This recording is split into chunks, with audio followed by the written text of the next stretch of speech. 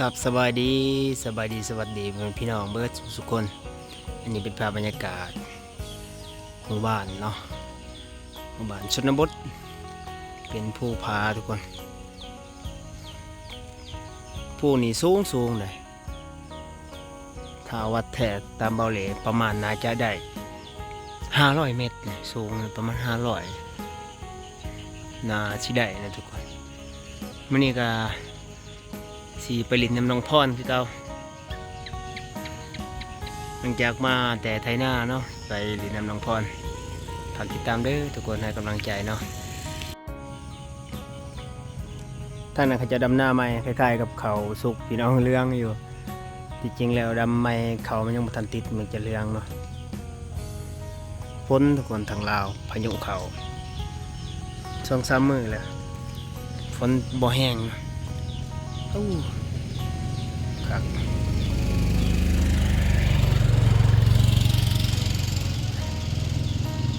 บรรยากาศก็จังซี่แหละ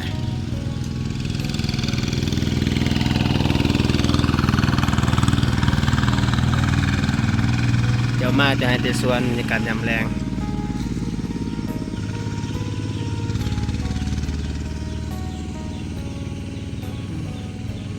เป็น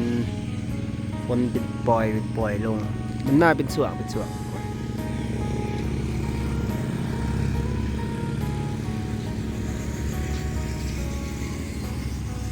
ทางนี้ไป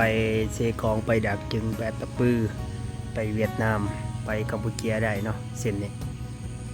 จากนี้ไปตัวเมืองท่าแตงไปทางนี้ทุกคนจากนี้ไปก็ประมาณ12 กิโล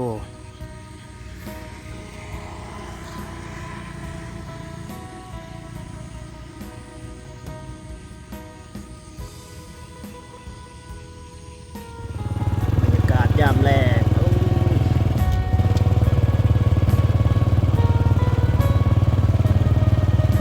น้ำลายทุกคนด้านเทิงนี่เป็นวัดเลยทุกคนปวดปาก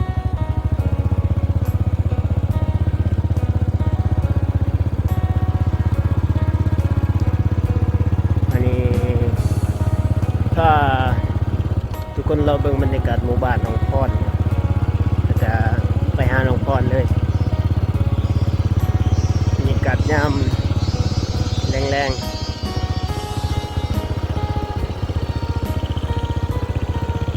ฟังเสียงเขียดที่หน้าห้องทุกคนนี่เป็นเส้นทางขึ้นวัดทางนี้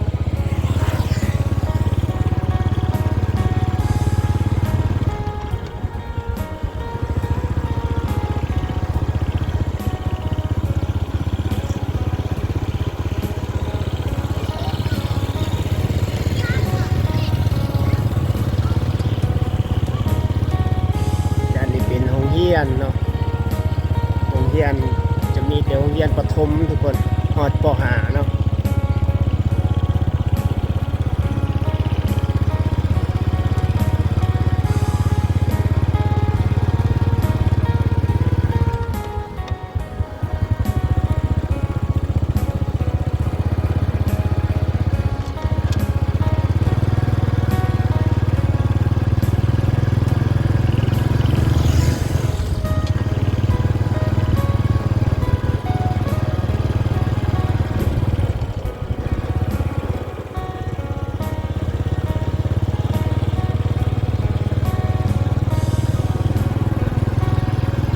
บ้านก็สีประมาณนี้ทุกคนเป็นบ้านอยู่แบบตามริมทางริมถนนติดกับเส้นทางลาดยางเนาะแต่ติดกับวิวบรรยากาศภูเขา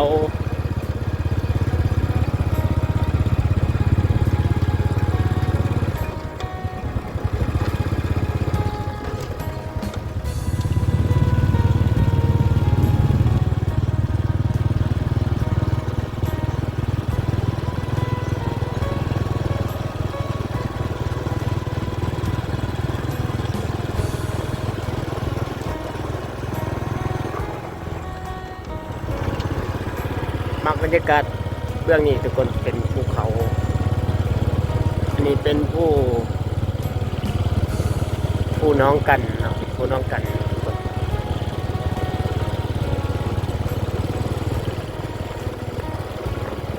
นี่จะเป็นคลิปถ่ายบรรยากาศหมู่บ้านน้องพรให้เบิ่งกับไปหาน้องพรเลยเด้อทุกคน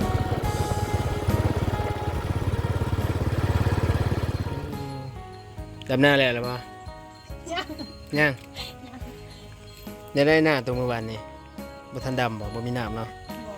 มื้อนี้สิไปใส่มื้อนี้สบายดีสิไปเก็บมักเมาอ๋อเก็บมักเมา FC เห็นอันเห็น FC คอมเมนต์ว่าฝากคนมาทางไทยหน่อยเด้ออยู่ทางจักสิถามที่ FC คนบ่ตกบ่วะมื้อนี้สิไปหาเก็บมักเมาไปเดี๋ยวให้น้องพรถือกล่องนี่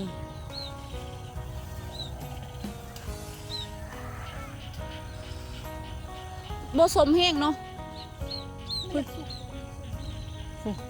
ทุกคนเบิ่งทุกคนเบิ่งบรรยากาศนี่หมักเมาอันนี้หมักเมาทางนี้หมากใหญ่เนาะขั้นทางอันนั้นหมากน้อยพี่แม่นเขาเอาไปเห็ดน้ำหมากองุ่นอีหยังกันแนวนี้กับจังเนาะทุกคนเบิ่งมันก็ค่ำแต่เนาะมันอาจสิบ่เห็นชัดเจนทุกคนเบิ่งพิกัดหมากเมาสับปะรดเอานี่เก็บไปกินส้มเก็บเอาเวิร์ดเนาะหมากยังกระยาเนาะส่วงเวลานี้แนวว่ากินเป็นเนาะ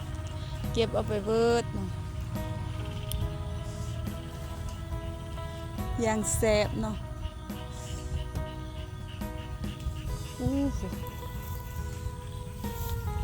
ยอดมันเอามือลวกกินจะแซ่บๆเลยหมากใหญ่ดีเนาะมันแก่อยู่ว่าพร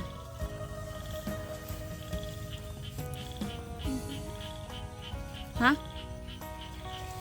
จะยันมูไฮ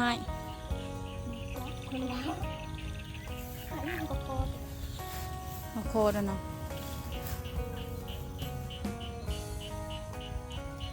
เจ้าเข้าใจอยู่ว่าภาษาเขาอีเปึกกักมีอย่างอีเปึกเจ้าภาษาผมมีเงินภาษาละเวียดเนาะอีกเกิดปะไม่บอกแม่อีหยังวะมีอีกคำหนึ่งเขามักบอกเวลาเขาไปเก็บเงินเขาใคร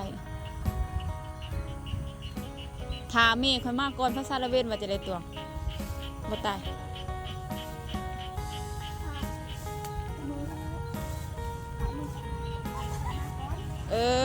จะสัตว์เดะถ้าเมฆคนมากก่อนได้โบเห็นว่า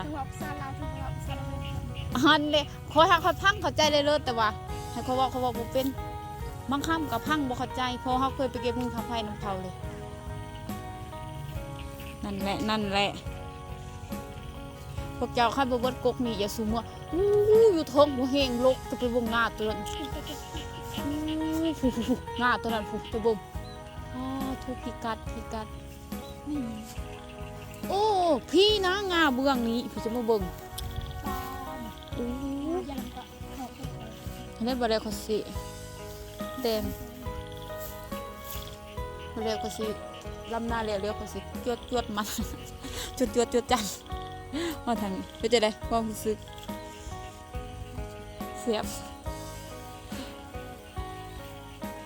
ตาออกแสบเลยจนหายเลยเนาะผู้สาวเป็นตับเนี่ยจะเป็นตับมันนี่ล้นแล้วมั้งห่างไฟมีเงินก็สวยขายาเพื่อนในเรื่องเป็นตับส่วนนี้สวยขายาน้องนี่เป็นตับยังคือข้าวสิเขาวะเธอใส่ครีมอะไรครีมโรเลนจ้ะไม่ยังว่าครีมโรเลนครีมเอาลายดูดตับอักเสบซื่อๆเนาะกำลังสิเป็นตับเป็นบีเนาะเอาจะจื้อว่าแต่ข้าวตะกี้พ่อแม่บอกจะเป็นตับเป็นบีเด้อลูกใหญ่ๆขึ้นมาเป็นอีดีน้องเป็นตับเป็นบีดิปะเมื่อก็จะได้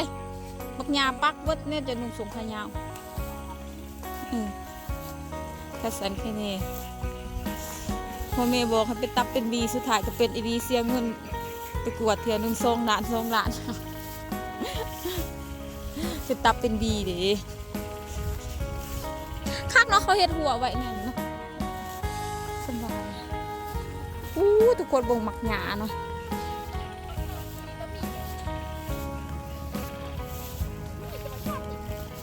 เงาซีบ่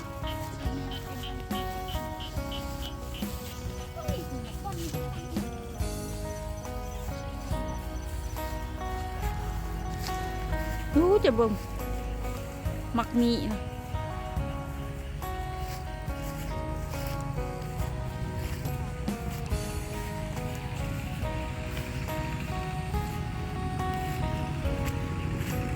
ต้วงจะโลดเบิ่งหมดเอาปลาแซลมอนอยู่นี่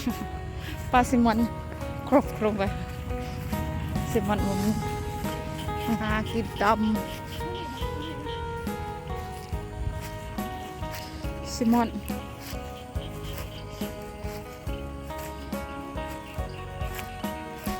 ย่างทั้งพีเลย แต่ FC อยากได้เฟซได้ข้อมูลติดต่อส่วนตัวยังมาลินมายามมาเที่ยวสั่งหักสั่งแพงกับน้องพรกับเบาเลก็สามารถติดต่อได้เด้อเนาะทาง Facebook Line แล้วก็ WhatsApp เบอร์โทรช่วงนี้ก็เป็นช่วงเฮ็ดไร่เฮ็ดนาแต่ว่างๆก็มาดำหน้าสวนน้องพรเลยทุกคนนี่เป็นร้านขายของเนาะเป็นร้านของจีนเพิ่นมาเซาดินเนาะมาขายของทางบ้านน้องพรบ้านเบาเล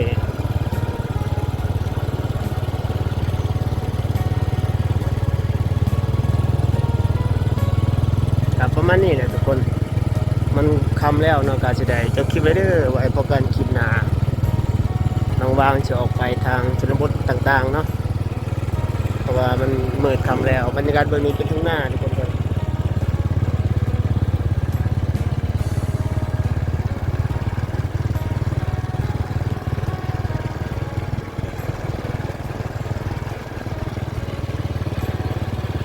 แต่ฝนตกฝนมาแล้วก็เอาไว้พบกันคลิปหน้าเนาะ